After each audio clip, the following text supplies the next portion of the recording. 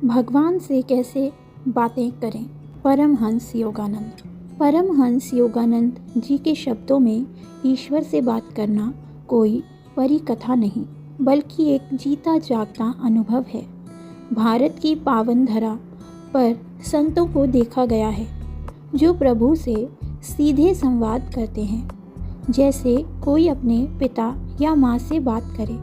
और हैरानी की बात यह है कि यह सामर्थ्य सिर्फ संतों तक सीमित नहीं है। आप और हम भी ईश्वर से न सिर्फ बातें कर सकते हैं, बल्कि उनकी मधुर प्रतिक्रिया भी सुन सकते हैं। ईश्वर तक पहुंचने का रास्ता दिमाग नहीं, दिल से होकर गुजरता है। अक्सर हम प्रार्थना में शब्दों का ढेर लगा देते हैं, पर भावनाएं ठंडी रह जाती हैं। परमहंस योगानंद जी कहते हैं कि ईश्वर से वैसे ही बात करो जैसे एक बच्चा माँ के आगे बेबाक होकर रोता है।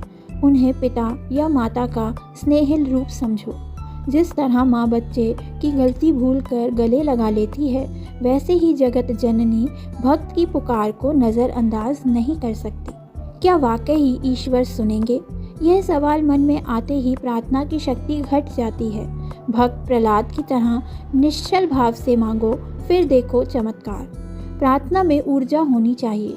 जैसे बादल गरज कर बरसते हैं, वैसे ही दिल की गहराइयों से निकली पुकार ईश्वर तक पहुंचती है।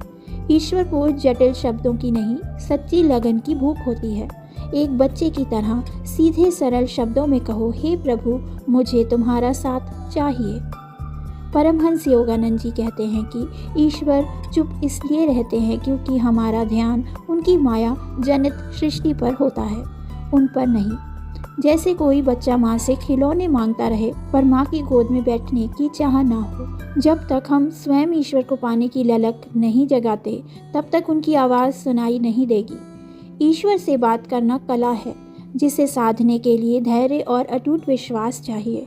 जिस दिन आपने उनकी मधुर आवाज़ सुनी, समझ लेना जीवन का सबसे बड़ा उपहार मिल गया। हमारा रिश्ता ईश्वर के साथ बिना किसी शर्त के प्रेम का होना चाहिए। किसी भी अन्य रिश्ते से ज़्यादा हमें यह अधिकार और स्वाभाविक रूप से यह उम्मीद रखनी चाहिए कि ईश्वर, जो दिव्य माँ के रूप में हैं, हमारी पुकार का जवाब देंगे। ईश्वर इस तरह की गुहार को नज़रअंदाज नहीं कर सकते, क्योंकि एक माँ का अस्तित्व ही है अपने बच्चे से बिना शर्त प्रेम करने का और उसकी गलती को माफ़ कर देना, चाहे वह कितना भी बड़ा पापी क्यों ना हो। हमारे हृदय में ईश्वर की एक स्पष्ट छवि माँ के तुल्य होनी ज़रूरी है, नहीं तो हमें स्पष्ट जवाब नहीं मिलता। और प्रभु से जवाब की मांग दृढ़ होनी चाहिए। आधे अधूरे विश्वास वाली प्रार्थना काफ़ी नहीं है।